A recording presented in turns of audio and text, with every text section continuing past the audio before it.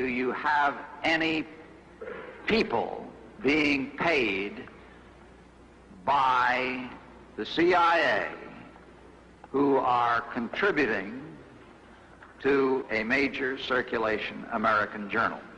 We do have people who submit pieces to American journals. Do you have any people paid by the CIA who are working for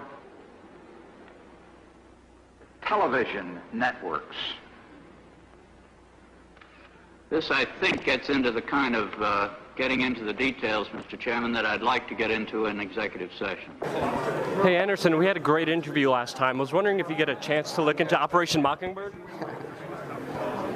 You know what that is. You're talking about something, what, from the 1950s, dude? 1970s, official declassified program, how the CIA infiltrated the mainstream media from the higher up. Right. It's declassified. I read about it in college, yes, I do. Thanks. Do you think it's something that could possibly be happening today? I have no comment for you, thanks, dude. Why not? I mean, you didn't have any journalistic training except CIA training. I mean, yeah. Brilliant is how a top Western official called tricking the public through routine faking of atrocities and commonly aired on mainstream bulletins. Nightly news shows just a few cases of what happened next after mainstream cameras ended their reports. It shows people putting on, fake wounds. It shows there's some guys there. Look, there's their head wounds. Peace, everybody. We're doing the right thing. We're creating fake propaganda. I mean, it's not even real atrocities. So they're there lined up. There was another video. It shows some guy kicking his leg and with a fake blood wound. Here's a guy who wakes up from his funeral. Watch this. They're reading. Oh, there. Oh, wait. There. Oh, he's awake. He's not even really dead. And so, I mean, this is just crazy what goes on. There was another video that was shot of a supposed massacre, and it cuts. You don't see the whole thing. When you go to the Al Jazeera footage, it shows real quick clips of a guy kicking his leg, and he's got blood coming out, which turned out to be fake blood. A Sandy Hook victim who dies again in Pakistan. This is an amazing article. If you look at these pictures, it's still up on Infowars.com. Photo of a child killed at Sandy Hook shows up at the Pakistani school shooting. Now, that school shooting was one where they had 136, I believe, was the count of children that were killed by terrorists in Pakistan. But they have one picture that is prominently featured over and over again, and we have this documented in this article from Adon Salazar. Over and over again, this one child who was one of the children that we were shown as a victim at Sandy Hook. And it really does bring up the question as to what's going on here. Intelligence agencies have infiltrated and created some satanic groups, with the resurgence of these groups beginning in 1966. Particularly with the birth of the Church of Satan, founded by Anton LaVey. LaVey studied criminology in San Francisco and worked in the San Francisco Police Department Crime Lab. He also worked as an informant for Interpol. Prior to the Church of Satan, LaVey ran a group called the Magic Circle. LaVey's most famous associate is the National Security Agency General Michael Aquino. At the time of his membership in LaVey's group, Aquino was an Army specialist in intelligence and psychological warfare. In the late 1980s, Aquino was accused by the San Francisco Police Department of being involved in a satanic child molestation ring centered on the daycare at the Presidio military base where Aquino was stationed at the time. It is important to remember that General Aquino is first and foremost a military intelligence officer with over 40 years' experience in counterinsurgency operations and an expert in psychological warfare. General Aquino's psychological warfare campaign has started or infiltrated cults and other closed systems as part of a concerted effort to control large numbers of people and to destabilize the centers of constitutional and legal authority, both here in the United States and in other nations. Perhaps the most vital directive in Weishaupt's plan was to obtain absolute control of the press, at that time the only mass communications media, to distribute information to the public, so that all news and information could be slanted so that the masses could be convinced that a one-world government is the only solution to our many and varied problems. Now do you know who owns and controls our mass communications media? I'll tell you, practically all the movie lots in Hollywood is owned by the Leymans, Kuhn Loeb and Company, Goldman Sachs, and other internationalist bankers. All the national radio and TV channels in the nation are owned and controlled by those same internationalist bankers. The same is true of every chain of metropolitan newspapers and magazines, also of the press wire services, such as Associated Press, United Press International, etc. The supposed heads of all those media are merely the fronts for the internationalist bankers, who in turn compose the hierarchy of the CFR, today's Illuminati in America. In a world economy where information is filtered by global media corporations, keenly attuned to their powerful advertisers, who will defend the public's right to know? And what price must be paid to preserve our ability to make informed choices?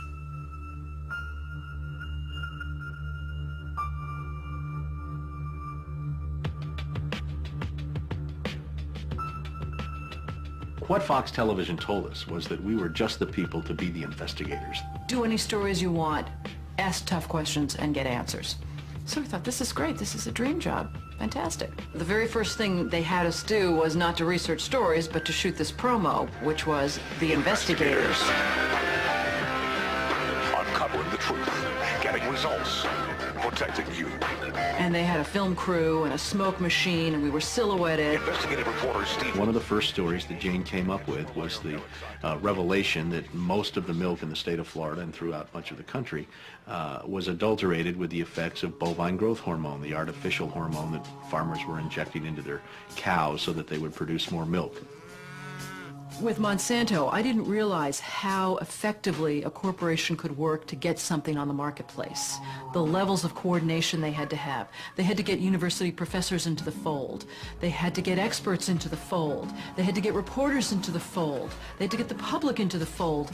And of course the FDA, let's not leave them out. They had to get the federal regulators convinced that this was a fine and safe product to get it onto the marketplace. And they did that. They did that very, very well. It's a great time to be a high-producing cow. Posilac One Step, bovine somatotropin by Monsanto.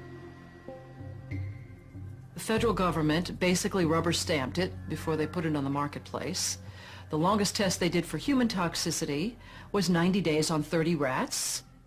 Posilac is the single most tested new product in history and is now available to you specifically so you can increase your profit potential. And then either Monsanto misreported the results to the FDA, or the FDA didn't bother to look in depth at Monsanto's own studies. The scientists within Health Canada looked very carefully at bovine growth hormone and came to very different conclusions than the Food and Drug Administration in the U.S. did. Monsanto's engineered growth hormone did not comply with safety requirements. It could be absorbed by the body and therefore did have implications for human health. Mysteriously, that conclusion was deleted from the final published version of their report. They knew there were problems. They saw serious potential human health problems, and they stood up in Canada and said, we're not going to approve this because we don't believe it's safe. We have been pressured and coerced to pass drugs of questionable safety, including the RBST. I personally was very concerned that there's a very serious problem of secrecy, conspiracy, and things of that nature, and something needs to be done. The FDA was then on the hot seat. They had to come up with an answer. They didn't come up with a good one, and they never took the opportunity then. I mean, what would they do? Pull it off the market and say, we need to now do the job that we didn't do the first time? They didn't do that. We wrote the story. We had it ready a week beforehand. They bought ads. Farmers in the milk industry say it's safe, but studies suggest a link to cancer. Don't miss this special report from the investigators. That Friday night before the Monday this series was to begin, the fax machine spit out a letter from this very high-priced lawyer in New York that Monsanto had hired. It contained a lot of things that were just off-the-wall false, just demonstrably false. But if you didn't know the story and you didn't know how he had gone about producing it, would have scared you as a broadcaster, as a manager. And they decided that they would pull the story and they would just check it one more time.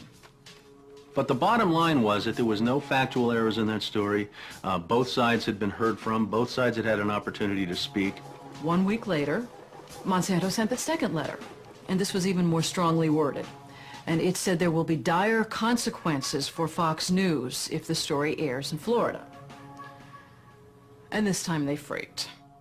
They were afraid of being sued, and they were also afraid of losing advertising dollars at all of the stations owned by Rupert Murdoch, and he owned more television stations than any other group in America. I mean, that's 22 television stations. That's a lot of advertising dollars for Roundup, aspartame, NutraSweet, and other products. So we got into a battle, and the first deal was the new general manager. And his name's Dave. And Dave is a salesman, and, you know, he'd pump your hand. How you doing? How you doing? Called us upstairs to his office, and he said, what would you say if I killed this piece? What if it never ran? And we said, well, you know, we wouldn't be very happy about that. And he said, well, I could kill it, you know. And we said, yes, of course, you're the manager. You could kill it. It would never air. And he's hemming and he's hawing and he's back and he's forth. And we couldn't figure out, what is this all about? And finally he blurted out, look, would you tell anybody? You know, I said, I'm not going to lie for you. About a week later, calls us back to the office and says, okay, we'd like you to make these changes. In fact, you will make these changes. We said, well, look, let us show you the research that we have that shows that this information you want us to broadcast isn't true. To which he replies, I don't care about that. I said, pardon me? And he said, well, that's what I have lawyers for. Just write it the way the lawyers want it written. I said, you know, this is news. This is important. This is stuff people need to know. And I'll never forget, he didn't pause a beat, and he said, we just paid $3 billion for these television stations. We'll tell you what the news is. The news is what we say it is. I said, I'm not doing that.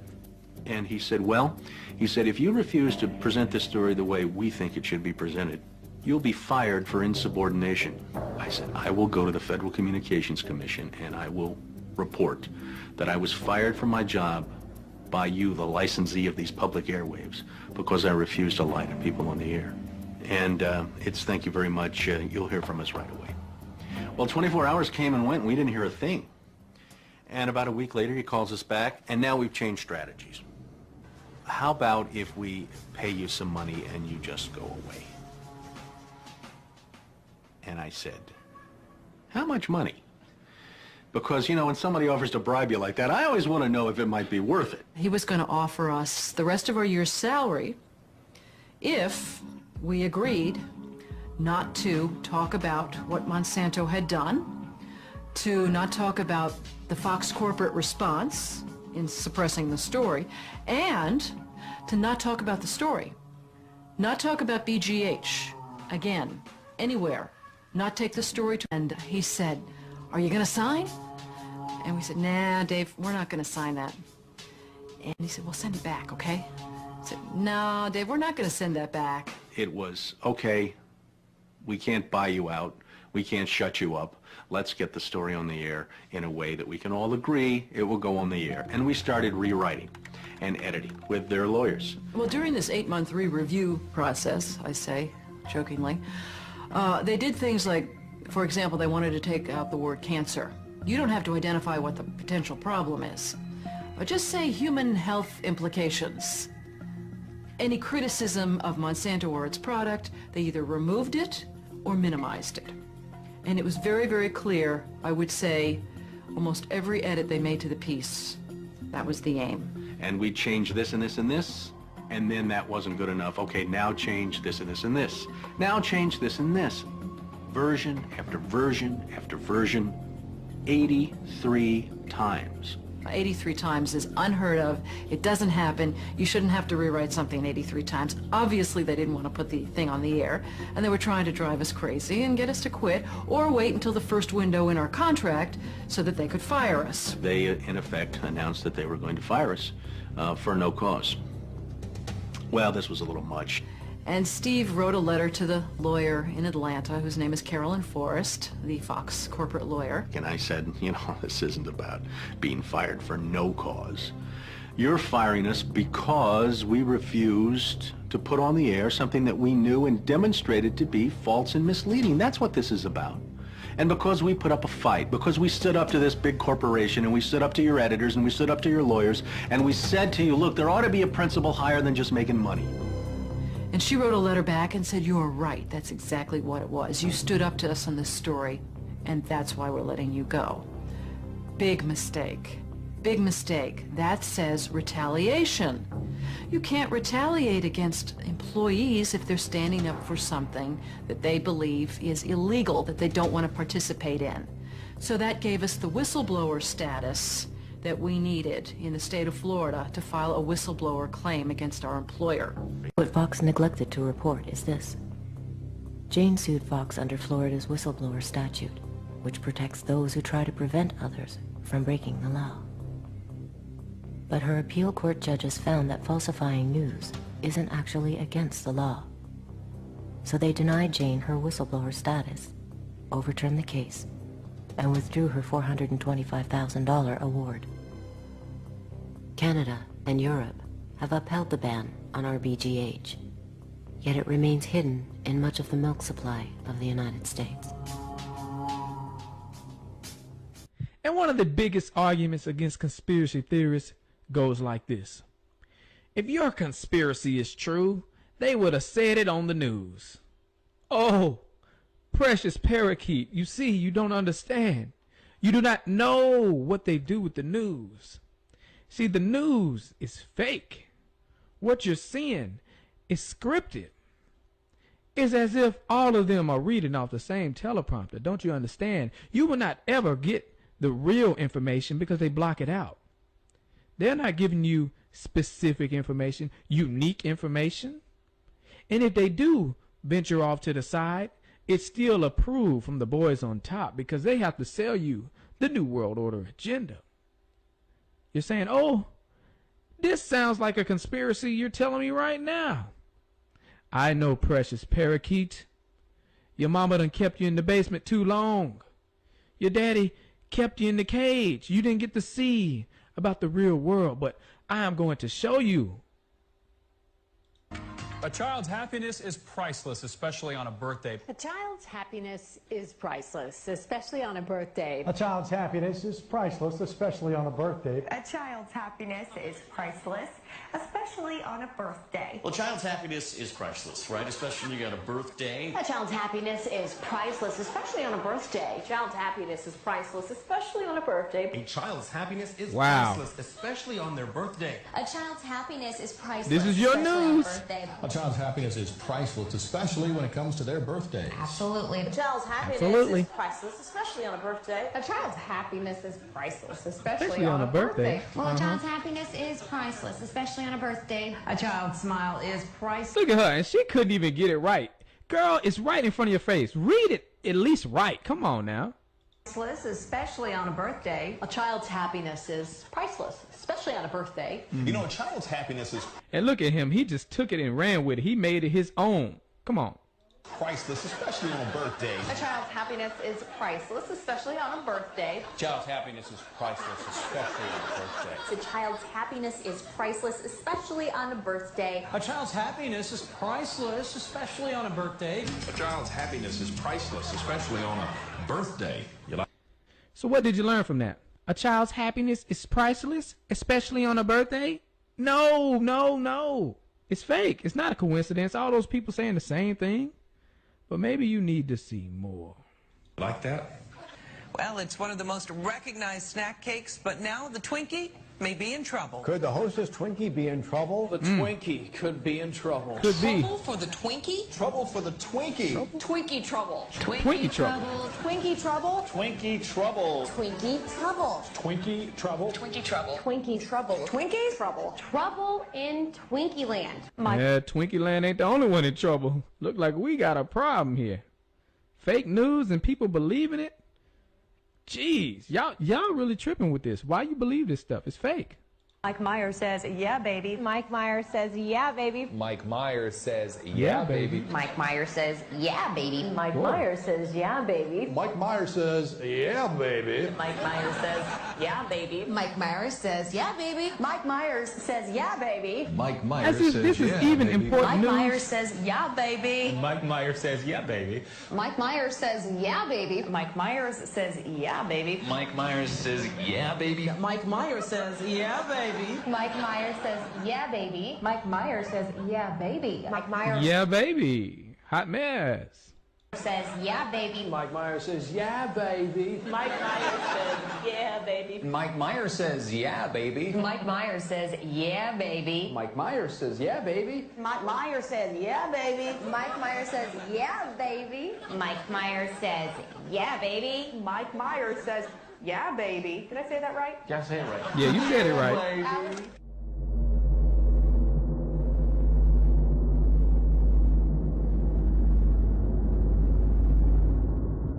Guys, you cannot believe everything you see on TV. I put this short video together here, right here. I did this with cheap camera equipment, my home computer, and about $1,500 worth of off-the-shelf software. This guy was not wearing a tuxedo, so I put one on him. We were sitting in my car with a green screen, talking, and then I simulated us getting into a car wreck. This is a custom animation that I made. I went to Google, found an image of a cockpit, and mated the cockpit to the animation I created to make a jet flying through the clouds. And we got our friend Walter to sit in my living room, and I told him just to follow my hand. Watch my hand, Walter. Then I put him inside the cockpit with a heads-up display like Iron Man. Even changed the lighting.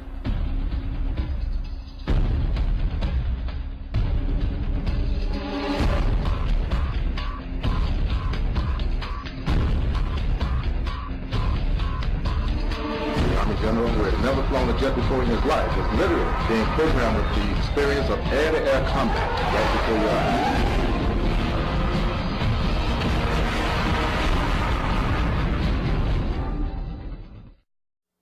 Don't believe it just because you saw it on TV, because they have a lot better equipment and a lot more money. We have cinema quality HD cameras, cinema quality HD lenses, an extensive lighting system with dimmers, a sophisticated audio system and gear, and everything else you're likely to need, on site and ready to go.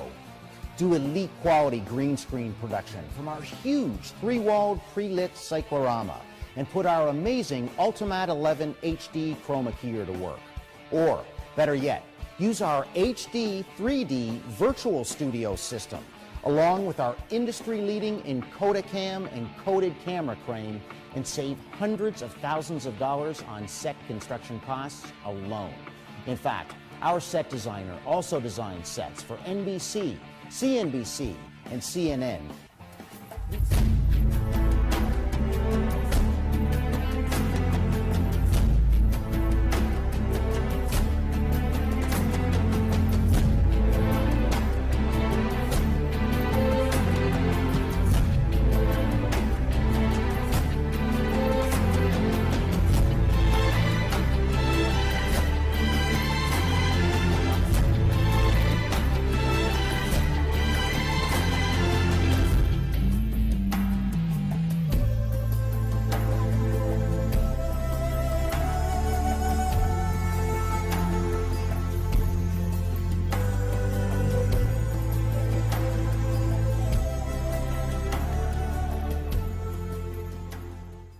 You cannot believe what you're seeing on TV. They are using it as a weapon against you and convincing you to enslave yourself by the things that they're showing us. You need to start questioning things. Now we're going to go ahead and watch this national anthem again, only this time we're going to watch it slowed way down. Tell me if you notice anything different from the last time you watched it.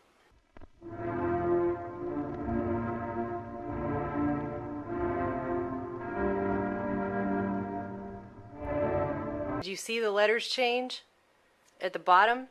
Let's watch it again in even slower frame by frame motion.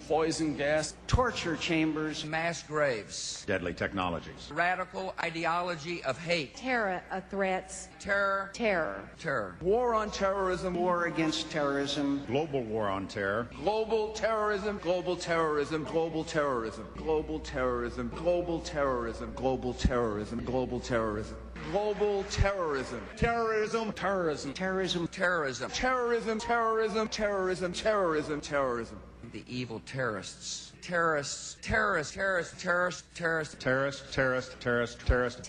Terrorists. Terrorists. Terrorists. Terrorists. Terrorists. Terrorists. Terrorists. Terrorists. Terrorists. Terrorists. Terrorists. Terrorists. Terrorists. Terrorists. Terrorists. On the morning of September 11th, 2001, 19 men armed with box cutters, directed by a man on dialysis in a cave fortress halfway around the world using a satellite phone and a laptop, directed the most sophisticated penetration of the most heavily defended airspace in the world, overpowering the passengers and the military combat-trained pilots on 4 commercial aircraft before flying those planes wildly off course for over an hour without being molested by a single fighter interceptor. These 19 hijackers, devout religious fundamentalists who like to drink alcohol, snort cocaine, and live with pink-haired strippers, managed to knock down 3 buildings with 2 planes in New York, while in Washington, a pilot who couldn't handle a single-engine Cessna was able to fly a 757 in an 8,000-foot descending 270-degree corkscrew turn to come exactly level with the ground, hitting the Pentagon in the budget analyst office where DoD staffers were working on the mystery of the $2.3 trillion that Defense Secretary Donald Rumsfeld had announced missing from the Pentagon's coffers in a press conference the day before, on September 10th, 2001. Luckily, the news anchors knew who did it within minutes. Osama bin Laden. The pundits knew within hours. Osama bin Laden. The administration knew within the day. Terrorists who committed these acts and those who harbored them. And the evidence literally fell into the FBI's lap. That a hijacker's passport was found blocks from the World Trade Center crash site, if you can believe that. But for some reason, a bunch of crazy conspiracy theorists demanded an investigation into the greatest attack on American soil in history. That investigation was delayed, underfunded, set up to fail, a conflict of interest, and a cover-up from start to finish. It was based on testimony extracted through torture, the records of which were destroyed.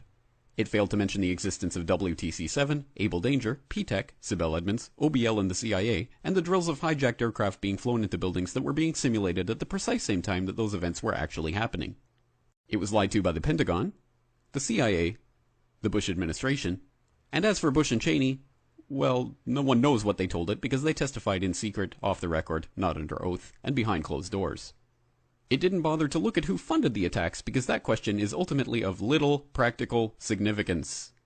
Still, the 9/11 Commission did brilliantly, answering all of the questions the public had, except most of the victims' family members' questions, and pinned blame on all the people responsible, although no one so much as lost their job, determining the attacks were failure of imagination. Because nobody in our government, at least, and I don't think the prior government that could envision flying airplanes into buildings. Except the Pentagon, FEMA, NORAD, and the NRO. The DIA destroyed 2.5 terabytes of data on Able Danger, but that's okay because it probably wasn't important. The SEC destroyed their records on the investigation into the insider trading before the attacks, but that's okay because destroying the records of the largest investigation in SEC history is just part of routine record keeping. NIST has classified the data that they used for their model of WTC-7's collapse, but that's okay because knowing how they made their model of the collapse would jeopardize public safety. The FBI has argued that all material related to their investigation of 9/11 should be kept secret from the public, but that's okay because the FBI probably has nothing to hide. This man never existed, nor is anything he had to say worthy of your attention, and if you say otherwise, you are a paranoid conspiracy theorist and deserve to be shunned by all of humanity. Likewise him, and her, and her, and her, and him. Osama bin Laden lived in a cave fortress in the hills of Afghanistan, but somehow got away. Then he was hiding out in Tora Bora, but somehow got away. Then he lived in Abbottabad for years, taunting the most comprehensive intelligence dragnet employing the most sophisticated technology in the history of the world for a decade, releasing video after video with complete impunity and getting younger and younger as he did so, before finally being found in a daring SEAL team raid which wasn't recorded on video, in which he didn't resist or use his wife as a human shield, and in which these crack special forces operatives panicked and killed this unarmed man, supposedly the best source of intelligence about those dastardly terrorists on the entire planet. Then they dumped his body in the ocean before telling anyone about it. Then a couple dozen of that team's members died in a helicopter crash in Afghanistan. This is the story of 9/11, brought to you by the media which told you the hard truths about his head could be seen to move violently forward. And they took the babies out of the incubators. And mobile production facilities. And the rescue of Jessica Lynch. If you have any questions about this story, you are a batshit paranoid tinfoil dog-abusing baby hater and will be reviled by everyone. If you love your country and or freedom, happiness, rainbows, rock and roll, puppy dogs, apple pie, and your grandma, you will never ever express doubts about any part of this story to anyone. Ever. This has been a public service announcement by the Friends of the FBI, CIA, NSA, DIA, SEC, MSM, White House, NIST, and the 9/11 Commission. Because ignorance is strength. Ted Gunderson, FBI veteran, former head of the regional office in Los Angeles. Is there a network of these satanic murderers in this country, do you allege? I can say that based on information furnished to me by confidential sources and informants, based on interviews with dozens of survivors from the satanic operations through the years, satanic beliefs, etc., I can say that there is a network of these people across the country who are very active. They have their own rest and relaxation farm. They are in contact with each other. It ties in loosely to the drug operation, ties into motorcycle gangs, and it goes on and on. They have their own people who specialize in surveillances and photography and in assassinations. Forget the politicians. They're irrelevant. The politicians are put there to give you the idea that you have freedom of choice. You don't. You have no choice. You have owners. They own you. They own everything. They own all the important land. They own and control the corporations. They've long since bought and paid for the Senate, the Congress, the state houses, the city halls. They got the judges in their back pockets, and they own all the big media news, all the big media companies. So they control just about all of the news and information you get to hear. They got you by the balls because they own this fucking place. It's a big club, and you ain't in it. You and I are not in the big club. Skull and Bones, the secret society.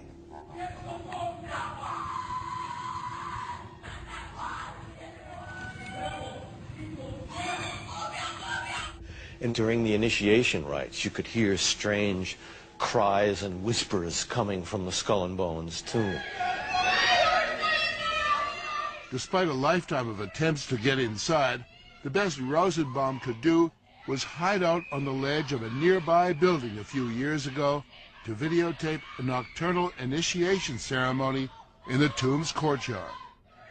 The initiates are told that they are superior beings and are part of a privileged elite who use war, terror, and famine to control Earth's human population.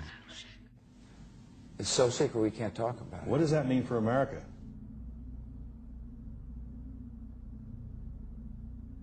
There are secrets that George W. Bush guards at least as carefully as any entrusted to a president. Secrets he's forbidden to share even with the vice president. Secrets he's held ever since his days at Yale, where in his senior year, like his father and his grandfather, he belonged to Skull and Bones, the elite secret society whose members include some of the most powerful men of the 20th century. All right. Also, were you a member of Skull and Bones in college with Bush? Were you in the same secret society? That's all right. Let me answer his question. Excuse me, were you arrested?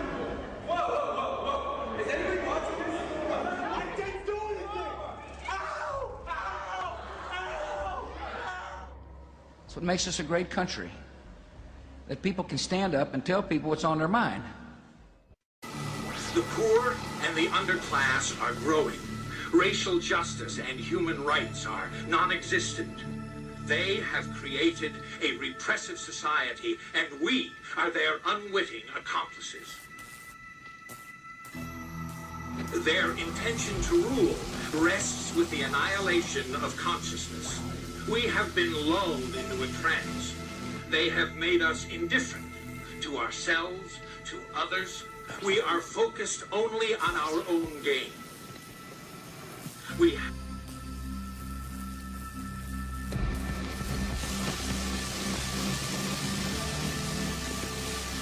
Please understand, they are safe as long as they are not discovered. That is their primary method of survival. Keep us asleep, keep us selfish, keep us sedated.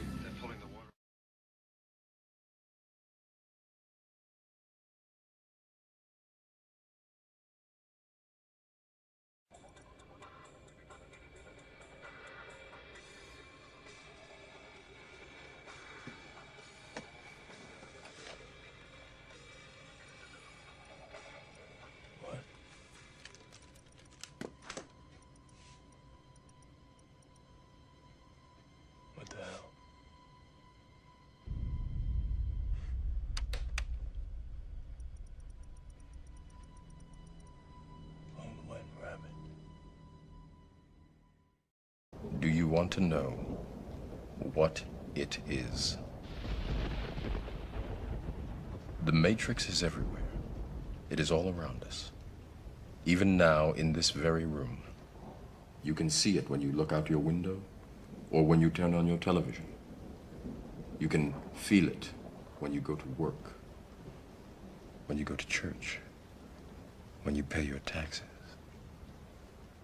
It is the world that has been pulled over your eyes to blind you from the truth. What truth?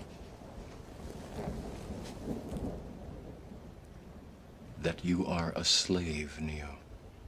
Like everyone else, you were born into bondage, born into a prison that you cannot smell or taste or touch. A prison for your mind.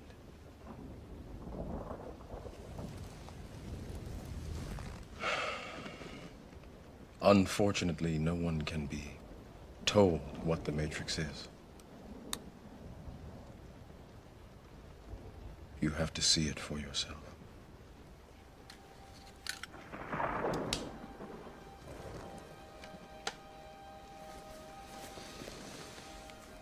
This is your last chance. After this, there is no turning back. You take the blue pill, the story ends. You wake up in your bed and believe whatever you want to believe. You take the red pill, you stay in Wonderland, and I show you how deep the rabbit hole goes.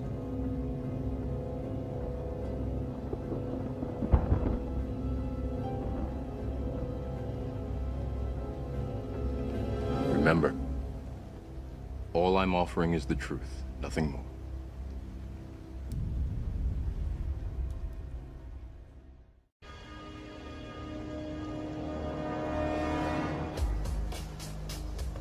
The Matrix is a system, Neo. That system is our enemy. But when you're inside, you look around, what do you see? Businessmen, teachers, lawyers, carpenters, the very minds of the people we are trying to save. But until we do, these people are still a part of that system, and that makes them our enemy. You have to understand, most of these people are not ready to be unplugged. And many of them are so inert, so hopelessly dependent on the system, that they will fight to protect it. Were you listening to me, Neo? Or were you looking at the woman in the red dress? I was... Look again.